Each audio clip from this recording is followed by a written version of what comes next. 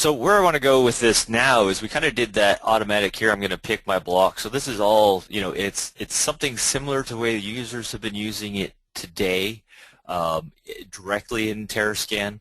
And like I said, this gives you the added capability of the direct status recording and time recording to give you that extra information on your project.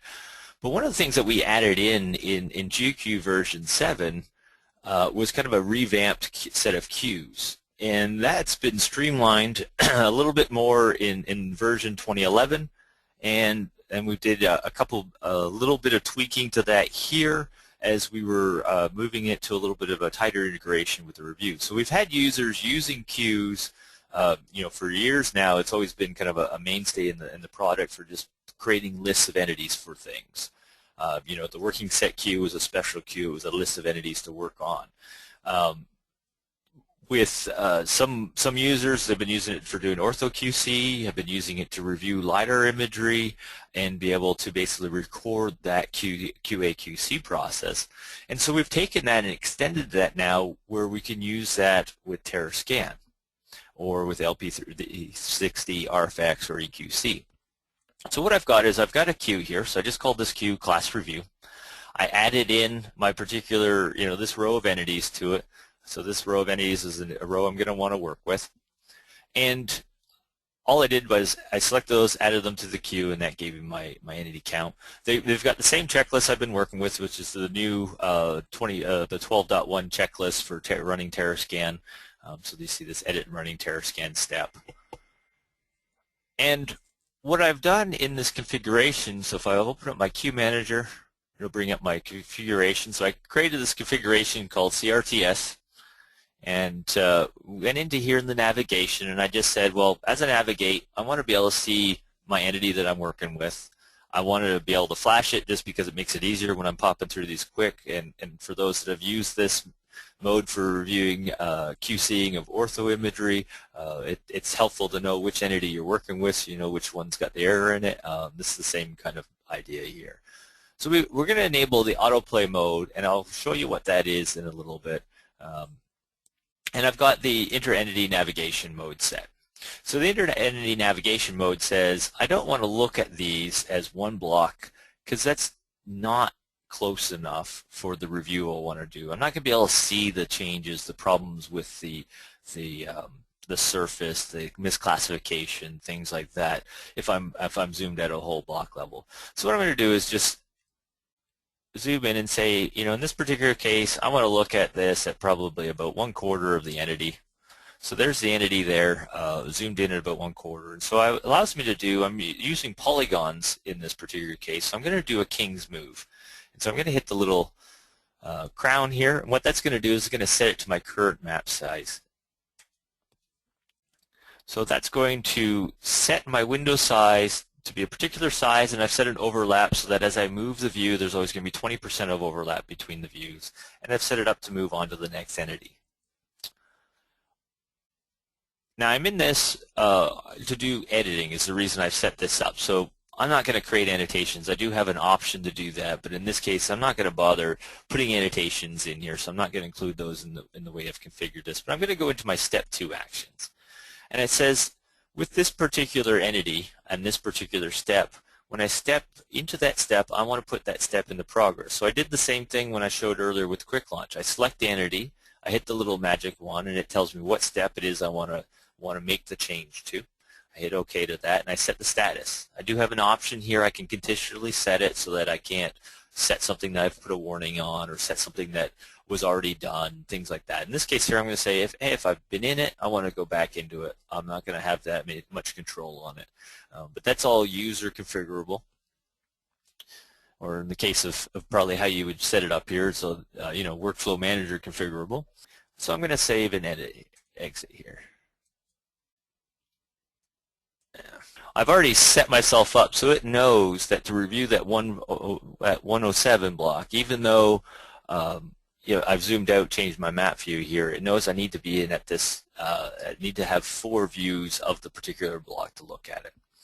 So what I'm going to do is I'm going to put this entity, I'm going to just set it to the first one here. I'm going to put that entity in progress, And what that did is it set my particular step on 107 in progress, and 107 is going to be a bad one to look at because it's not going to have much data there at the beginning.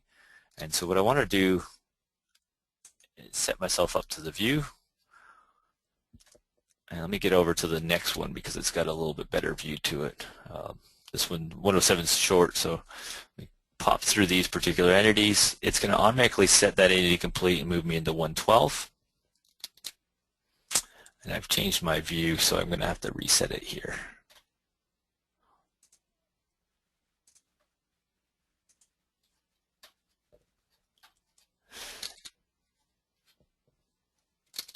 All right. So it allows me to move through my entity. And oh, it helps if I turn it on. Let me back up to my first entity there. So if I turn on my Q navigation, see, I'm still getting used to some of this. So there's my entity is going to reflect what I'm seeing here in my map view.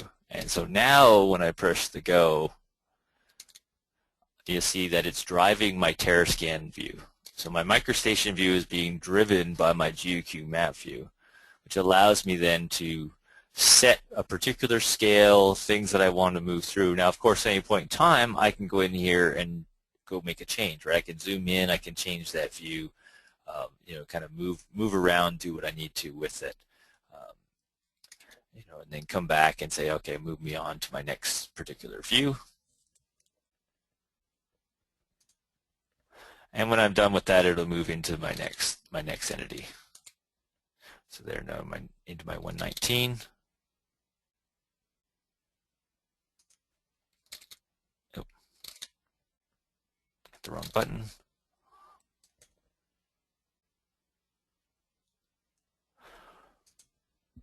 And so it's given me a way to drive through the particular data set. And what I can do is I've got two ways of driving through that. You know, as I'm going through, it's recording. If you look here, you can see I've recorded the past two ones as being complete as I move through. It's keeping track, making sure my map view is being driven as I manually drive it through. I also have the ability to do that where I don't have to click and do this as much. And again, I'm flipping back and forth between these two screens to be able to show you this. And when you're in multiple monitors, this becomes a lot easier. I've got my GeoCue set up on one monitor, I've got my microstation set up on another one, and it's driving it through, and I can see the two of them coincide with one another. So what I can do is I can go into Autoplay Mode. And Autoplay Mode is going to take me where it's going to automatically move me through my views and set my steps. And you'll see here that it's going to move through TerraScan, popping through each of them. And at any point I see an issue, I just hit the spacebar. Right? The spacebar stops the Autoplay Mode and allows me to go in and make some sort of an edit. So I can go in and helps if I turn off the AccuDraw, which always messes up TerraScan. You know, I can go in and make some sort of an edit in here, and now I can go back in and say I'm edited, move me on to the next view, move me through, and it'll record again that information. I had myself set to automatically save the block as I made changes, so I didn't get any dialogue that said, hey, you need to save the block here. And so I'm moving through, and it's doing the fit and the view and driving me through each of those as I go through. So again, I can re-enter Autoplay Mode, and that's going to let me watch my TerraScan or my LP360 RFX or my LP360 EQC and monitor each of the views to see just, you know, what is it? Does it look okay? You know, and see how it goes from there. Now, if I'm looking at this with just TerraScan, and it's a lot easier. If I've got to look at it with, you know, if I'm using the Terra Modeler surface in here, I need to do the update to that surface, so I actually have to go and, you know, I'm going to have to pause it and have it refresh that surface with each of these entity changes, but not the view changes. The view changes are okay because it'll just update the view there.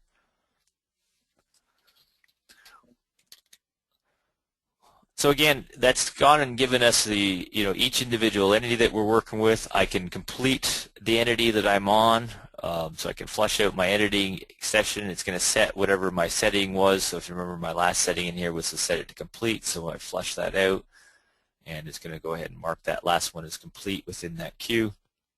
You know, I can turn my queue off. and I've got this enable step actions, which tells me I'm turning my queue on or off because I'm actually, doing that workflow. So what we have then is this queue-driven workflow, which will help you move through your data set and provides that drive mechanism within MicroStation to drive you and make sure that you're actually reviewing 100% of your data to ensure that you're actually seeing everything and making the modifications. And then again, you can go back through your history for that particular step and you're going to see how long I spend in each particular entity as I move through the process.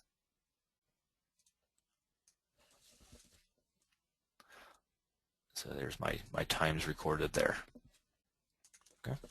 So in essence, that's our DirectDrive functionality in its various modes. So you kind of got this read-only mode, you've got a manual mode where you can load and unload whatever number of entities you desire into an editing session. So if I had an entity, or if I had an object that I was trying to classify, say I was working through a power line data set and I had a tower that was on the border between two blocks or something like that, I could load both those and edit it. So I'm not restricting how you edit and giving you lots of flexibility in the end for doing whatever you're currently wanting to do, but we're giving you the added management capability on top of that.